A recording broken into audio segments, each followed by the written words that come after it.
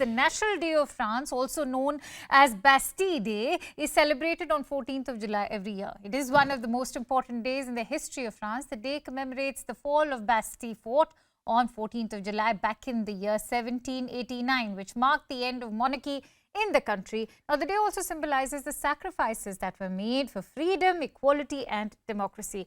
Now, Bastille Day marks the beginning of the French Revolution. The celebration of the day began on the first anniversary of the storming of Bastille in the year 1790 on the 4th of July. The Feast of the Federations, or the Fête de la Fédération, was celebrated by the people to initiate this new era. It is a day to honor the values of the French Republic, including liberty, equality and fraternity, and to celebrate the contributions of French citizens to their country and the world.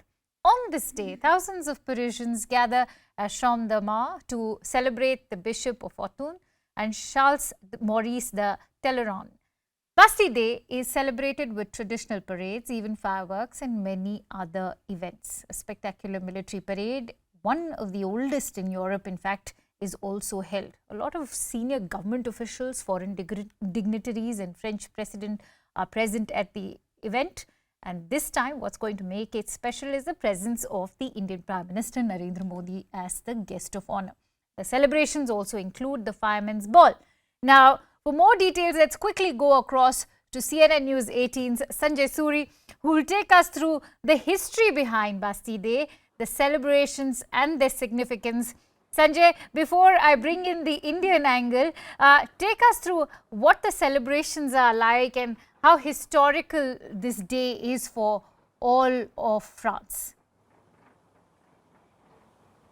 You know, it has become such a great historical day, and the events, the actual events that led to this great legacy were remarkably low-key. We hear of the storming of the Bastille, we hear of the great October 1789 revolution. It's such a landmark, not just in French history but in world history.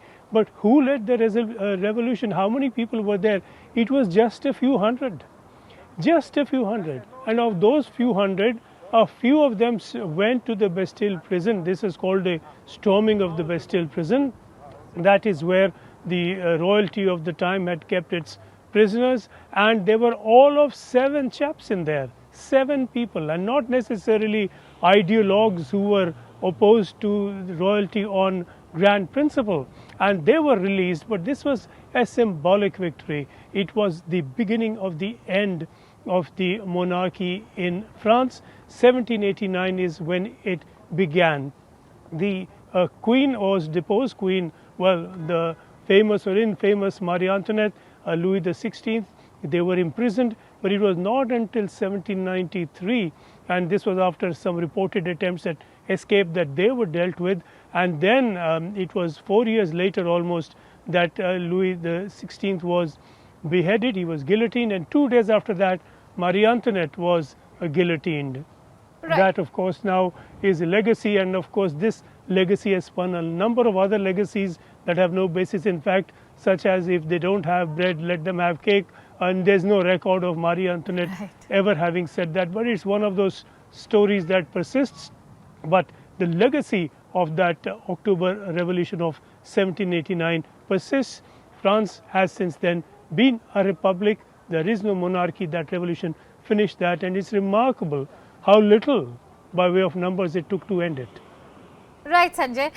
When we talk about this day, it's also a day to mark a day of pride for the entire country. It's also a day that marks fraternity, integrity, all these beliefs, which perhaps is what also led the entire country to unite and fight the, bring up that fight during the French Revolution. Take us through the traditions that are also involved on this day, whether it is the military parade or the Fireman's Ball. Take us through what the traditions are like. Well, you know, the fundamental idea is that the monarchy and its ways were ended. The idea was ended that someone is born to rule and that the French people are born to be ruled over. It was that idea that ended. And even if it took just really in the end a few people to end the idea, that idea had been around, its end had been around, and finally It just took a little from a few people to push it over the brink. But since then, that is the idea that France has clung to, that it believes in liberty, equality, fraternity, that it believes in a republic, that there should not even be a symbolic monarchy as you have in Britain and as you do have in many countries in Europe. France doesn't. They believe quite passionately in that revolution, and therefore they continue to mark it, they continue to celebrate the success not just of that revolution but of the ideas that it bequeathed to France. And so you have this Bastille Day parade. Again, it represents a victory parade, and it's a victory parade that marks the victory of the people, the win of the people over ways that were oppressive and unfair and through which centuries and generations had labored and lived. It was the end of that idea, the beginning of the new world.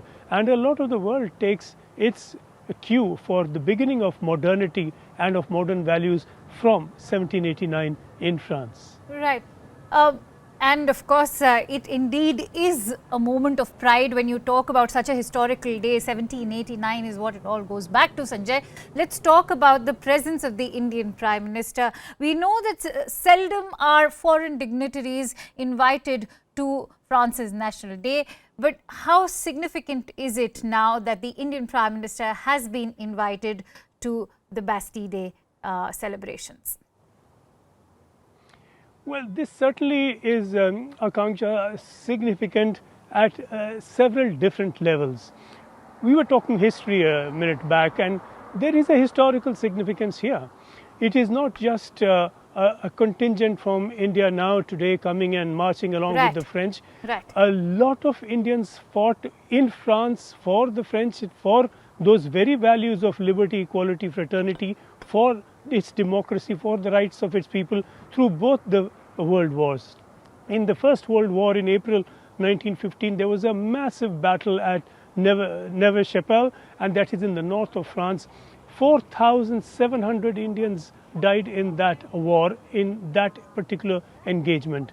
In the Second World War, again, you had Indian troops involved in Europe, in fighting in Europe against the Nazis, against Mussolini's Italian forces. So the Indian soldiers fought also in the Second World War.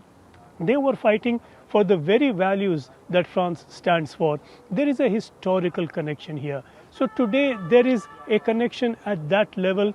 It's a legacy that not many people in France think about, not many people in India think about, or even perhaps know much about. But beyond that, there is of course an eye to the future. And that is where we are talking about modern weaponry, about business. Right. Today, France is a very important partner for India for defense. We've seen that with the Mirage 2000, its systems and its surveillance systems made a critical difference in the Kargil war. We've seen that with the Rafales being supplied to India, that first lot of 36, the Indian Air Force wanted a lot of changes. They were all made and made very rapidly to satisfaction, Right. almost all of them. Of course, this comes at a cost.